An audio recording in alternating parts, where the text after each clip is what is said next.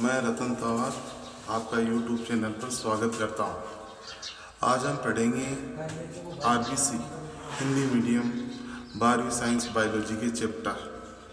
सबसे पहले हम पढ़ेंगे यूनिट फर्स्ट। यूनिट फर्स्ट है आवर्त बीजी पादपों में जनन एवं विकास। इसमें सबसे पहला चैप्टर हमारा आता है आवर्त बीजी पादपों में जनन, रिप्रोडक्शन इन एंजियोस्पर्मी के प्लांट। इस पाठ में हम अध्ययन करेंगे आवर्त बीजी पादप क्या होते हैं, आवर्त बीजी पादपों में जनन की कौन कौन सी विधियां होती हैं और ये किस प्रकार से संपन्न होता है।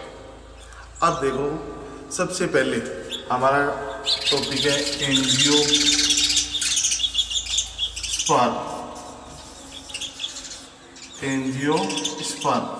एंजियोस्पर्म है वो एक ग्रीक भाषा का शब्द है जो दो शब्दों से मिलकर बना है।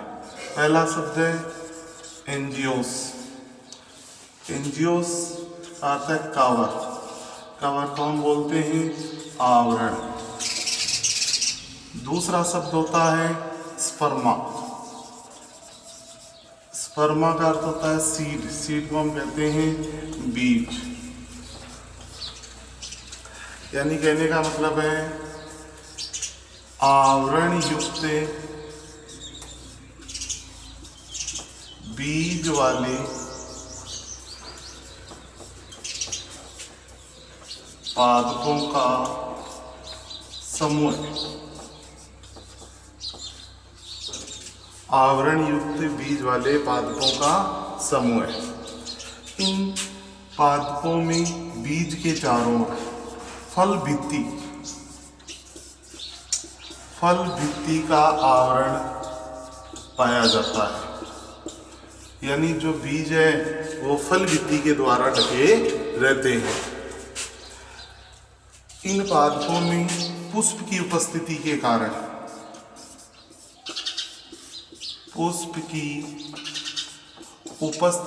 कारण इन्हें पुष्पीय पादप भी कहा जाता है। इनको कहते हैं पुष्पीय पादप। इनमें फ्लोर पाए जाते हैं जिनके द्वारा लैंगिक जनन की क्रिया है वो संपादित होती है। यानी एंजियोस्पर्म दो शब्दों से मिलकर बना है। एंजियोस कवर, कवर का अर्थ है आवरण। स्पर्मा सीड, सीड का अर्थ होता है बीज। आवरण युक्त बीज वाले पौधों का समूह है वो कहलाता है एंजियोस्पर्म। ये इनके जो बीज हैं वो फल भित्ति के द्वारा आवृत होते हैं। इनमें पुष्प की उपस्थिति के कारण इन्हें पुष्पीय पादप कहा जाता है। अब हम बात करेंगे कि आवर्त बीजी जो पादप हैं उनकी क्या क्या विशेषताएं पाई जाती हैं। आवर्त बीजी पादपों की क्या क्या विशेषताएं पाई जाती हैं। आवर्त बीजी पादपों में पीढ़ी एकांतरण की क्रिया पाई जाती है। पीढ़ी एकांतरण, alternation of generation. Alternation of generation की क्रिया है वो पाई जाती है। अब बात आती है अल्टरनेशन जनरेशन होता क्या है। इनमें दो पीढ़ियां होती हैं आवर्त बीजी पादपों में। पहली पीढ़ी बीजाणुविद पीढ़ी और दूसरी जो पीढ़ी होती है वो होती है युग्मकोद्भिद पीढ़ी। पीढ़ी एकांतरण यानी बीजाणुविद और युग्मोद्भिद जो पीढ़ी है वो दोनों पीढ़ियां एकांतर क्रम में पाई जाती हैं। इसी को हम बोलते हैं पीढ़ी एकांतरण। अब हम पढ़ेंगे कि पीढ़ी एकांतरण की क्रिया कैसे होती है। इसको हम विस्तार से पढ़ेंगे। देखो, आज सबसे पहले आवर्त बीजी पादप द्विगुणित होता है 2n। आवर्त बीजी पादप, आवर्त बीजी पादपों में पुष्प पाए जाते हैं जो 2n होते हैं। आवर्त बीजी पादपों में नर जननांग और मादा जननांग पाए जाते हैं। नर जननांग को कहते हैं पुंमंग और मादा जननांग को कहते हैं जायांग। उमंग है वो भी 2n है, जायांग है वो भी 2n। पुमंग की जो प्रत्येक इकाई है उसे कहते हैं पुंकेशर, और जायांग की प्रत्येक इकाई को कहा जाता है स्त्रीकेशर। पुंकेशर में पाई जाती है लघु बीजाणु धानी, और स्त्रीकेशर में पाई जाती है गुरु बीजाणु धानी। लघु बीजाणु धानी को प्राकोष भी कहते हैं। लघु बीजाणु धानी है उसमें पाई जाती है लघु बीजाणु मात्र कोशिकाएं, और गुरु बीजाणु धानी में पाई जाती हैं गुरु बीजाणु मात्र कोशिकाएं। लघु बीजाणु मात्र कोशिकाएं हैं उनमें होता है अर्धसूत्री विभाजन, और गुरु बीजाणु मात्र कोशिकाएं हैं उनमें भी होता है अर्धसूत्री विभाजन। लघु बीजाणु मात्र कोशिकाओं में अर्धसूत्री विभाजन होता है जिसके द्वारा बनते हैं लघु बीजाणु, और यहाँ बनते हैं गुरु बीजाणु। लघु बीजाणु चतुष से मुक्त होने के बाद में बनाते हैं परागकण,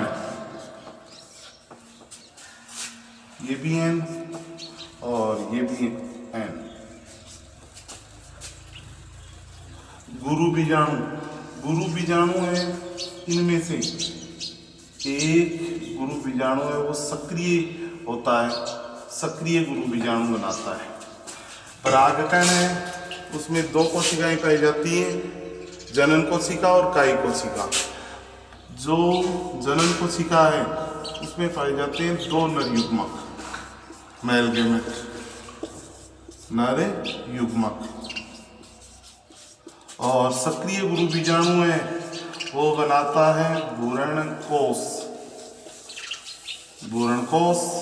भ्रूणकोश में अगुणित अंड कोशिका पाई जाती है, अंड कोशिका N। नर युग्मक है वो अंड कोशिका से संलयित होता है और बनाता है युग्मनज। युग्मनज है वो 2n होता है। युग्मनज है वो भ्रूण बनाता है एम्ब्रियो, और 2n है। उसके बाद में भ्रूण बनाता है बीज, बीज का होता है अंकुरण, और वो बनाता है नया पादप, आवत विधि पादप। जो यहाँ दूसरा नर युग्मक है वो यहाँ भ्रूणकोश के अंदर, दूसरा नर युग्मक है वो भ्रूणकोश के अंदर पाया जाता है ध्रुवीय केंद्रक या द्वितीय केंद्रक। वो दूसरे नर युग्मक से संलयित होता है और बनाता है भ्रूणकोश।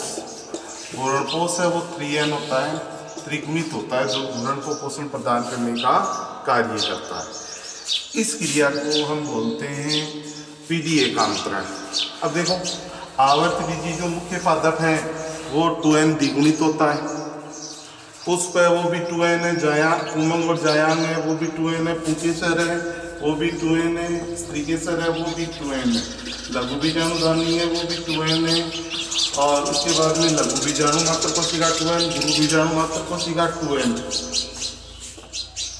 ये जो पीढ़ी है, यहाँ तक की ये पीढ़ी है वो कहलाती है बीजाणु भिद्ध पीढ़ी, जो कि होती है 2n।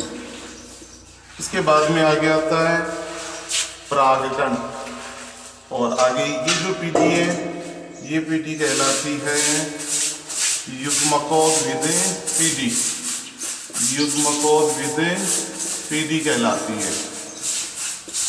ये पीढ़ी में युग्मकों का निर्माण होता है इस पीढ़ी में।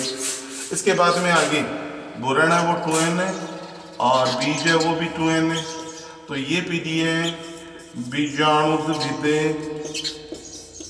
पीढ़ी, बीजाणुद्भिद पीढ़ी, यानी जो बीजाणुद्भिद पीढ़ी है और युग्मकोद्भिद पीढ़ी है, जो एनोथी युग्मोद्भिद पीढ़ी, ये दोनों पीढ़ियाँ एकांतरकरण में पाई जाती है।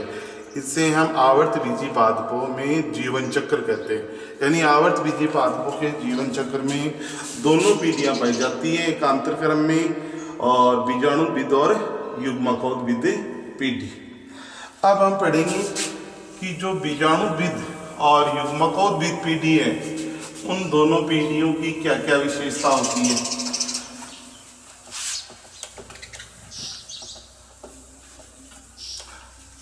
सबसे पहले हम बात करते हैं बीजाणुद्भिद पीढ़ी।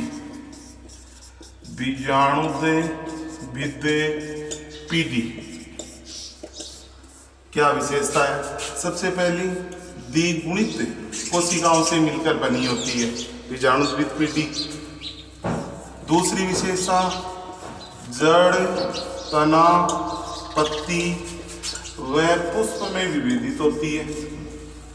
तीसरी विशेषता, दीर्घजीवी होती है, यानी लंबे समय तक बनी रहने वाली पीढ़ी है। और चौथी विशेषता है, ये मुख्य पीढ़ी होती है। तो बीजाणुद्भिद पीढ़ी की चार विशेषताएं, द्विगुणित है, जड़, तना और पत्ती पुष्प में विभेदित है, दीर्घजीवी यानी लंबे समय तक बने रहने वाली, और मुख्य पीढ़ी होती है ये। दूसरी पीढ़ी आती है युग्मकोद्भिद पीढ़ी। युग्मकोद्भिद पीढ़ी का मतलब है कि वह पीढ़ी जो आगे जाकर युग्मकों का निर्माण करती है, गेमिट का निर्माण करती है। युग्मकोद्भिद पीढ़ी की पहली विशेषता है गुणित कोशिकाओं से मिलकर बनी होती है। दूसरी विशेषता, ये अल्पजीवी। तीसरी विशेषता, बीजाणुद्भिद पीढ़ी पर निर्भर, बीजाणुद्भिद पीढ़ी पर निर्भर होती है। यानी युग्मकोद्भिद पीढ़ी का मतलब है वह पीढ़ी जो आगे जाकर युग्मकों का निर्माण करती है, अगुणित कोशिकाओं से मिलकर बनी होती है, जैसे परागकण और अंडकोशिका। अल्पजीवी यानी बहुत ही कम समय तक रहने वाली। बीजाणुद्भिद पीढ़ी पर निर्भर होती है, क्योंकि जब सबसे पहले जड़, तना, पत्ती, पुष्प का निर्माण होगा और उसके बाद में युग्मकों का निर्माण होगा। तो अब तक हमने ये पढ़ा है कि बीजाणुद्भिद पीढ़ी और युग्मकोद्भिद पीढ़ी आवर्त बीजी पादपों में पाई जाती है। ये दोनों पीढ़ियाँ एकांतर क्रम में पाई जाती हैं, इसलिए इसे कहा जाता है पीढ़ी एकांतरण की क्रिया। आगे का हम नेक्स्ट वीडियो में पढ़ेंगे। यूट्यूब चैनल को लाइक कीजिए, शेयर कीजिए और सब्सक्राइब कीजिए। ओके।